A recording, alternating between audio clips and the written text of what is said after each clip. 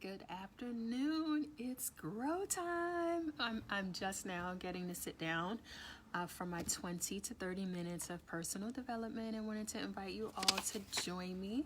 So as you come in, say hello. Go ahead and grab your journals, grab your pens, take some notes, and then go back and review them and find one thing that you can do to take action today. So we're listening to You Are What You Think, which is some great mindset work. So let me make sure. All right, so I'm gonna go ahead and press play.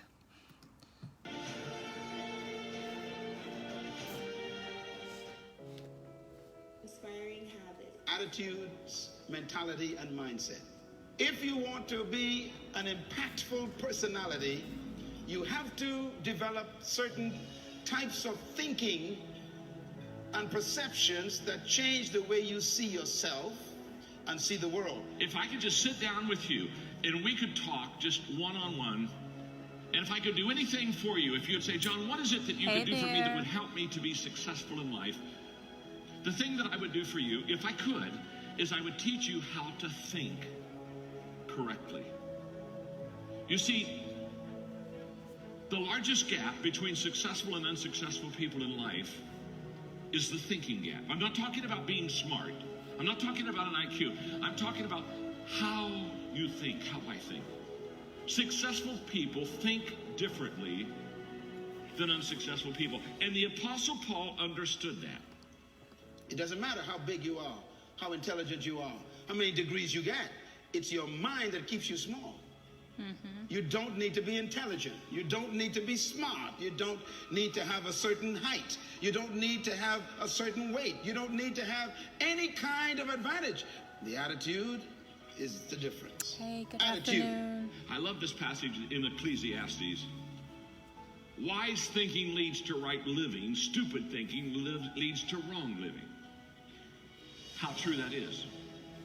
And in your sermon notes, what I want you to know today is what Paul wants you to know out of Philippians 4, that your attitude, my attitude, is the paintbrush of the mind. In other words, you and I hold the paintbrush in our hand, and we get to determine the picture we put in the mind that we have. And it doesn't matter how small you are, or how unintelligent you may seem to be, or how much you don't have. It is the thinking of the person that makes them see circumstances differently. The attitude, therefore, is the difference. Hey, good People afternoon, ask me, how am I y'all. doing? My answer is, I have no problems. Feel free to The share word it. problem is a human definition of an opportunity to grow. If you call it a problem, it's a negative. If you see it as an opportunity, it becomes a positive. I'm going to describe in verses 4 through 7, I'm going to describe a fulfilled life. Now, Paul here in this little short paragraph says, let me describe to you what a fulfilled life looks like. 4 things in your notes. You ready? Number 1, a fulfilled life celebrates God. A person that is living a full life, their heart is full of celebration to God and who he is and what he's done. Number 2, a fulfilled life adds value to people. Number 3, a fulfilled life is one that has the ability to give God your concerns or your worries. In other words, you can take the stress that you have, and you can. My mother's favorite verse was the verse out of Peter where it says, "Cast all of your anxieties on God because He cares for you." A fulfilled life, Paul says, is one that can take the worries and the anxieties and can cast them upon God. And number 4, a fulfilled life experiences God's wholeness, the wholeness of God. Now, he said, this is what a fulfilled life looks like. And then what I love about this passage, starting with verses 8 and 9, he talks to us about how to do this. He says basically to you and me, if you want to have a fulfilled life, you have to fill your mind correctly. Again, going to the passage in Ecclesiastes, wise thinking leads to good living. Stupid thinking leads to bad living. Now, what is the Ecclesiastes writer saying? If you think right, things come out right. If you think wrong, things come out wrong. And Paul says if you want to have a fulfilled life, you've got to fill your mind correctly. And what I love about verses 8 and 9 is he literally is going to show us in a very simple, practical way how to do that. Hey, good afternoon, Ephesians 3 Leslie. verse 20. Don't you laugh at the Bible. The verse said, now unto him who is able to do exceedingly, abundantly, above, far beyond all you can ever ask, think, or imagine, according to the power that worketh within you, to him be glory. Attitude is a product of belief. How do you scale your online business? If you're a coach, if you do masterminds, Commercial if you're a course break. creator, if you're an influencer, if you cannot have an attitude beyond your belief. So your attitude comes from your belief system. I remember sleeping on a mattress on the floor.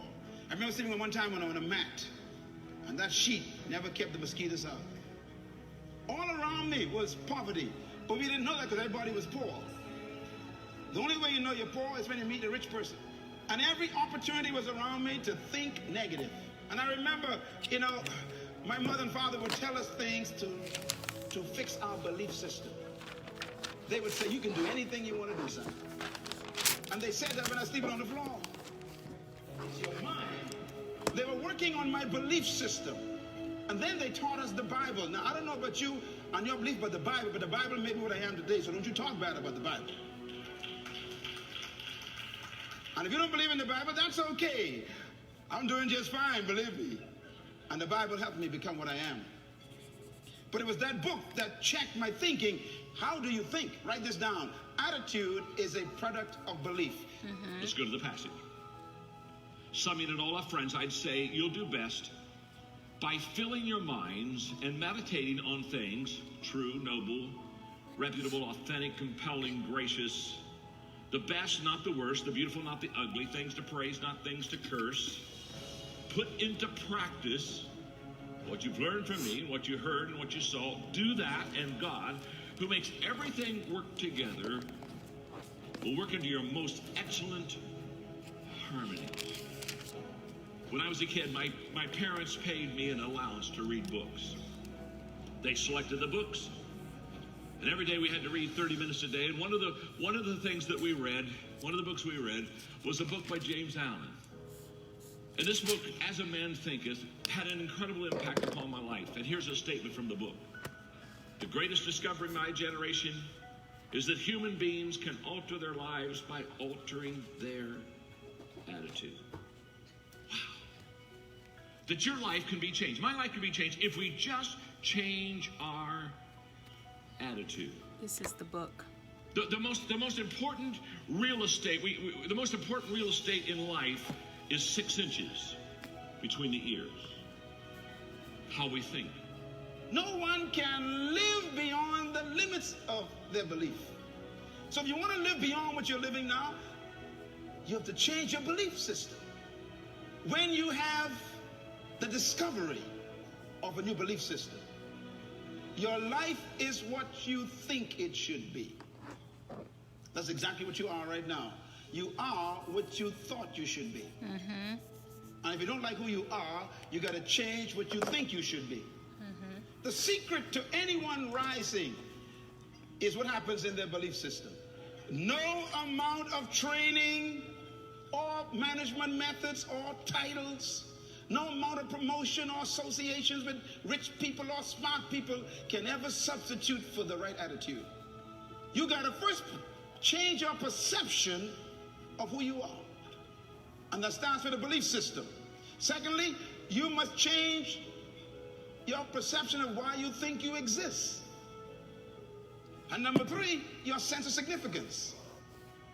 Once you discover, no matter where you are right now, it doesn't matter. I don't care what situation you're in now, where you're working, or what situation you're in, your perception of who you are, you've got to change it. And most of our perceptions are other people's concepts of us, and therefore we don't have self-concept, we got other concept. What is your perception of who you are? And the second one, why do you think you exist? You got to discover that you were born for something. Some reason, there's some purpose for your life. If you don't discover that, you'll always have a job, and we'll bury you in an average grave with an average tombstone.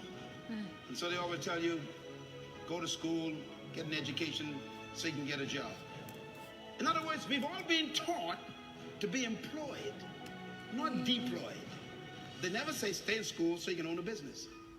They don't even think that way. It doesn't even cross. Your parents don't even think that way.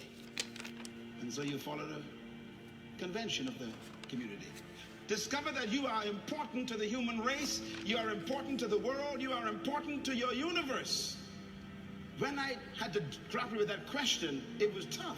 Because I've been taught by society, like you have, that you are just a social security number or some NIB number, or you're just kind of a worker in the system. But that's not true. You were born to do something very significant in the world. Amen. And you have to get to the point where you believe that. I'm going to teach you biblically what it's like to have a great attitude. Are you ready? He said people with a great attitude possess, first of all, a teachable spirit. They're teachable, they're approachable. Look at verse 9. Put into practice what you've learned from me, what you've heard, what you saw, what you realized. Teachability requires repeated, long, hard looks in the mirror. In other words, when we're teachable, we're willing to look hard in the mirror and see us. Teachability allows God and others to speak into our lives. That's what a teachable spirit is. And Paul says, if you want to have the right attitude, let others come and speak into your life. Let me speak into your life. And all Paul is saying is, in this area of attitude, when we want to fix somebody else, it's normally the fact that we need to be fixed. The faults of others are the faults we have ourselves. And we see others not as they are. We see others as we are. And Paul says, if you really want to have a great attitude, have a teachable spirit. Number 2, he says, take responsibility for your attitude. He said, I want you to take responsibility for the attitude that you have. You chose it. Be responsible for it. And he shows us in verses 8 and 9, he shows us how to be responsible for our attitude. He says 3 things. He says, fill your mind on good things. So he says, okay, to take responsibility for your attitude, put good stuff in. You can't put bad stuff in and have good stuff come out. So he said, first responsibility is select what you put in your mind. Then secondly, he says, when you put good stuff in, the second way you fix your attitude is meditate on that good stuff. Meditate on good things in verse 8. And he says you not only meditate on good things, but practice good things. In other words, not only let it go through your mind, but let it get into your actions. And he says, take responsibility for the attitude you have. And if you do those 3 things, if you put good things in your mind, if you meditate on those good things, and then if you practice those good things, the Apostle Paul says, now you are taking responsibility for your attitude. Think about it now. What would happen to you today? What would happen to me today if we say, okay, I'm going to be responsible for the mind, for my attitude, and I'm going to do those 3 things. I'm going to fill my mind with good stuff. I'm going to meditate on that good stuff, and I'm going to practice that good stuff. You can have potential, but if you don't have the belief, your potential becomes a victim of your present belief. I am giving you my secret to life right here. Belief is so powerful, it can make an elephant act like a sheep in the presence of a lion. You know, normally people who are insecure, whenever they meet somebody who is confident, they always call the confident arrogant. When you discover who you are, you can't help but be confident. I don't pretend, I don't try to have confidence. If you try, that means you ain't got it. You're faking it. Confidence is a product of belief. What you believe about yourself determines the way you think about yourself, and the way you think about yourself is the way you behave. And you behave bold and confident and fearless because there's some things you discovered about you and about life that makes life change a perception. First of all, your attitude got to be right. Then you must marry that to attributes. That means gifts you were born with. Then you got to marry that to aptitude. That means now you got to educate and train those gifts. That's why you read and study and go to school, for your aptitude to be increased. And then your altitude means you got to change the level of associations you are in. You know, it's amazing. When you change your aptitude, you normally want to change your altitude. So, here's a thought to take back to work with you. If you keep running into pigeons and ducks and tobacco doves This is You are flying so too good. low. No one is responsible for your life except you. I had to take charge of my life as a teenager. And at age 13, I discovered who I was. I became a problem to the whole family. My mom used to say to me, she'd say, you are a different boy. You are a different child. But something happened to me at age 13. I discovered myself. Different was simply meaning you don't think like the rest of the kids. That's what it means. And remember, thinking is belief system being exposed. And therefore, I married my attitude and my attributes, and my aptitude changed, and I began to study for a different reason. And suddenly my altitude changed. I started attracting different types of friends. Most of the baloney we have in life, we packed in our own pail. Somebody else didn't slip it in on us. Somebody else isn't doing a little sneakaroo. We did it. Paul says people with a great attitude possess a teachable spirit, which means they look in the mirror, they take correction, they take responsibility for their attitude. We already fill your minds, meditate, practice, okay? Number 3, they travel the high road. They travel the high road of life. You see, God chooses what we go through, but we choose how we go through it. And the Apostle Paul in verse 8 does a phenomenal job teaching high road. Look what he says. Fill your minds and meditate on what? The best. That's high road. Not the worst, that's low. The beautiful, that's high. Not the ugly, that's low. Things to praise, that's high. Not things to curse. That's low. In other words, he says, choose to think and choose to meditate and choose to practice the best things in life. There are sins in life that'll keep you outside the house. And those sins are sins of the spirit and the flesh. It's your belief system which controls your behavior. Two people can be going through the very same situation. One has a good attitude, one has a bad attitude. Two people can be going through a very difficult situation, and one sees faith and stays encouraged and strong, and the other one grabs hold of fear and embraces it until pretty soon they begin to shrink away from life itself. Now, Paul says travel a high road, and there are 3 roads to travel in your notes. The low road, and that's where we treat people worse than they treat us. The middle road, where we treat people the same as they treat us. And the high road, where we treat people better than they treat us. Wow. Number 4, understand the value. W. Clement Stone said there's a little difference in people, but that little difference makes a big difference. The little difference is attitude. The big difference is whether it's positive or whether it's negative. And Paul understood the value of a good attitude. Look what he says. He said, when you fill your mind and meditate and practice good thinking, the result is God, who makes everything work together, will work you into his most excellent harmony. Mm-hmm. You know, a seed can be placed on a windowsill in your tiled bathroom and stay there for 50 years, and the tree never come out, even though the seed has a tree. You know, trees are not in the soil. They are trapped in a seed. It is a victim of the environment. If you can just get that seed off that windowsill and put it in soil with a little bit of water, here comes the future. That's the way life is. You are no different from a seed. And every one of you that walked through that door today is a seed that was sent to the planet to produce a tree to serve the world your fruit. That's why you were born. There are some folks in your life right now who are very toxic. They will pollute your seed. You'll never come out. Have you noticed that people who ain't going nowhere want you to go with them? Folks who ain't doing nothing in life want you to do it with them. This is why you got to break away from your best friends sometime to become better. Come on. You outgrow people, so know when to leave. So coming to a summit like this and sitting among people like this is fertilizer.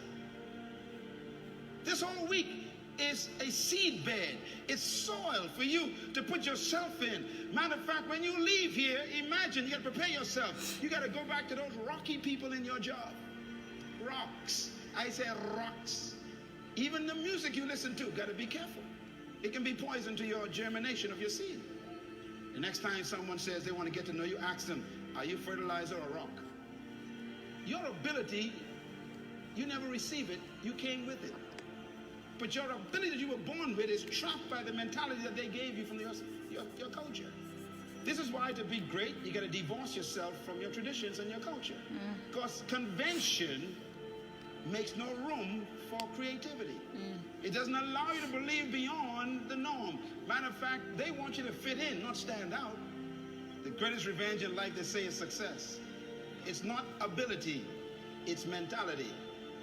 And so if you want to change, you got to work on this attitude. The text says that when they went into the land to check out the land that was already theirs according to promise, they all came back, and 10 of them told Moses that the land they saw had big giants in them. And then they also told Moses that we were like grasshoppers in their eyes. Now, they never talked to the giants to find out if that's what the giants thought about them. You are the way you see yourself. Do you think you're a grasshopper? You have to nurture yourself so that you can produce the right attitudes. And nurture means to feed yourself the right information. We are what we think, and we become what we continue to think. The social environment is just making you afraid to come out and take what's yours in life. To change your life, you must change your mind. Success keeps the right company. And deep inside of you is a person no one knows yet. So good, so good. That was so good.